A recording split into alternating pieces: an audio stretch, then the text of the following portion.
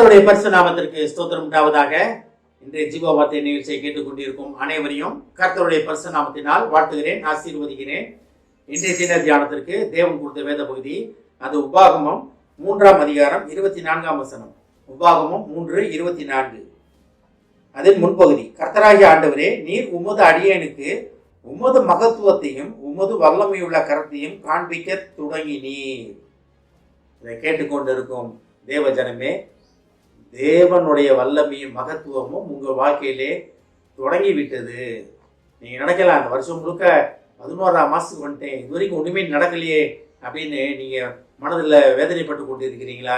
போராடி கொண்டு இருக்கிறீங்களா?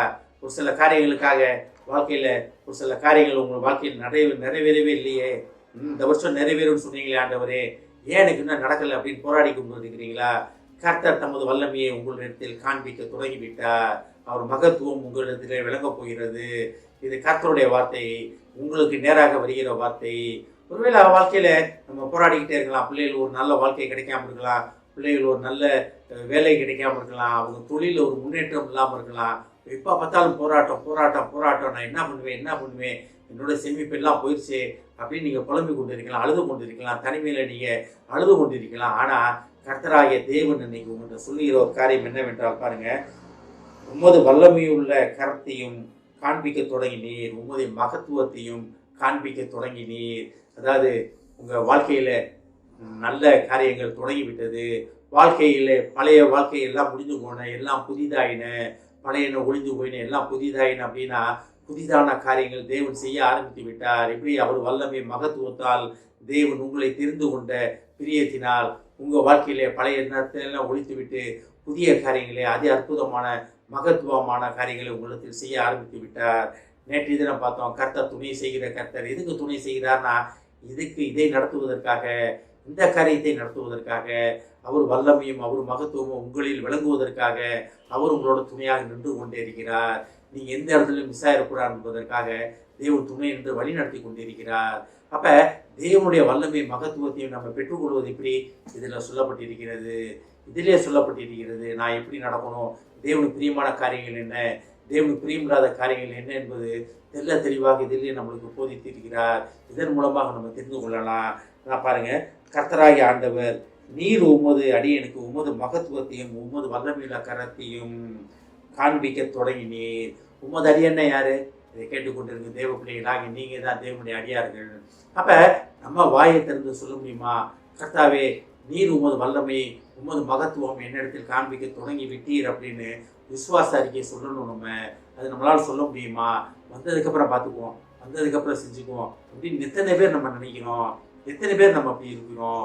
எனக்கு கிடைச்சா நான் பார்ப்பேன், கிடைச்சா நான் செய்கிறேன் அப்படின்னா நம்மளால் கடைசி வரைக்கும் கிடைக்கவே கிடைக்காது.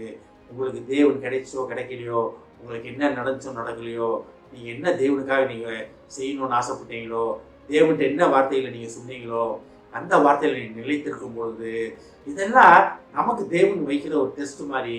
நம்ம தேவன்கிட்ட நிலைத்து நிற்கும் பொழுது தேவனுடைய கரம் உங்களிடத்தில் நிலைத்து நிற்கும். தேவனுடைய மகிமை வல்லமை உங்களிடத்தில் வெளிப்பட தொடங்கிவிடும். மோசே எவ்வளோ போராடினார் வாழ்க்கையில், தாவீது எவ்வளோ போராடினார். ஆனால் தாவீதும் மோசையும் ஆண்டவர் விட்டு வெளியே போல, ஆண்டவரோட தான் கூட இருந்தாங்க. எவ்வளவோ அவரை எரிச்சல் படுத்தினாங்க மோசையை. தாவீது பார்த்தீங்கன்னா சொந்த மகனாலே வருத்தப்பட்டார். ஆனாலும் என்ன ஆண்டவரே, இவ்வளோ நாள் உமக்காக ஓடினேனே, என்னை கைவிட்டீங்களே ஆண்டவரேன்னு ஒரு வார்த்தை கூட அவன் வாயிலிருந்து வரல. இதுதான் விசுவாசம். எனக்காக யாரும் செய்து முடிக்கிற தேவனை நோக்கி நான் கூப்பிடுவேன் அப்படின்ற விசுவாச அறிக்கை. நம்ம அதில் நிலைத்திருப்பதற்காக தேவன் நம்மளை அழைக்கிறார். நான் மறுபடியும் இந்த வசனத்தை படிக்கிறேன் பாருங்க. கர்த்தராகிய ஆண்டவரே, நீர் உமது அடியனுக்கு உமது மகத்துவத்தையும் உமது வல்லமையுள்ள கரத்தையும் காண்பிக்க தொடங்கினீர். இதை கேட்டுக்கொண்டிருக்கும் தேவ பிள்ளைகளே, கர்த்தருடைய கரம், கர்த்தருடைய வல்லமையும் மகிமையும் உங்களுக்கு உங்கள் வாழ்க்கையிலே, உங்கள் குடும்ப வாழ்க்கையிலே, உங்கள் தொழிலிலே, நீங்கள் வேலை பார்க்கும் இடத்திலே தேவன் காண்பிக்க தொடங்கிவிட்டார். இனி நீங்கள் தேவ ஜனம், உங்களை யாராலையும் மேற்கொள்ள முடியாது.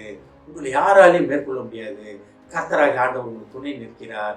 அதை மட்டும் நம்ம விசுவாசித்து வாயிலை திறந்து அறிக்கையிடுவோம். கர்த்தருடைய வல்லமை, கர்த்தருடைய மகத்துவம் என்னில் வழங்கி கொண்டிருக்கிறது. நான் கர்த்தரால் ஆசீர்வதிக்கப்பட்டவன், என் குடும்பம் கர்த்தரால் ஆசீர்வதிக்கப்பட்டிருக்கிறது என்று வாயிலை திறந்து விசுவாச அறிக்கையிடுவோம். இந்த வருடம் முடிவதற்குள்ளாக இந்த மாதம் முடிவதற்குள்ளாக அநேக அடையாள அற்புதங்களும் குடும்பத்தில் நடக்கப் போகிறது. ஆமென். ஜெபிப்போம். எங்களை அதிகமான நேசிக்கும் அன்பின் பரலோக பிதாவே, நீர் எங்களுக்கு துணை நின்று நீர் எங்களுடனே இருந்து உமது கரத்தினால் உமது வல்லமையையும் உமது மகத்துவத்தையும் எங்களுக்கு காண்பிக்க தொடங்கிவிட்ட மகா கிருபைக்காக நன்றி ஆண்டவரே. பேசாமே நீர் எங்களுக்கு துணை நின்று எங்களுக்கு இந்த வல்லமையான காரியங்களையும் மகத்துவமான காரியங்களையும் நீர் செய்கிறீர் என்பதை நாங்கள் விசுவாசித்து அதை அறிக்கையிட்டு அதை பெற்றுக்கொள்ள எங்களுக்கு உதவி செய்யும் ஆண்டவரே. எங்கள் இருதயத்தை திறந்தருளும் ஆண்டவரே, வாய்களை திறந்தருளும் ஆண்டவரே. இதை கேட்டுக்கொண்டிருக்கும் ஒவ்வொருவரையும் ஆசீர்வதிக்கிறோம் அப்பா.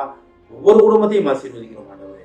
ஒவ்வொரு குடும்பத்திலும் உமது வல்லமையும் உமது மகத்துவமும் விலகப் போவதற்காக நன்றி ஆண்டவரே. இதை ஆரம்பித்து விட்டதற்காக நன்றி ஆண்டவரே.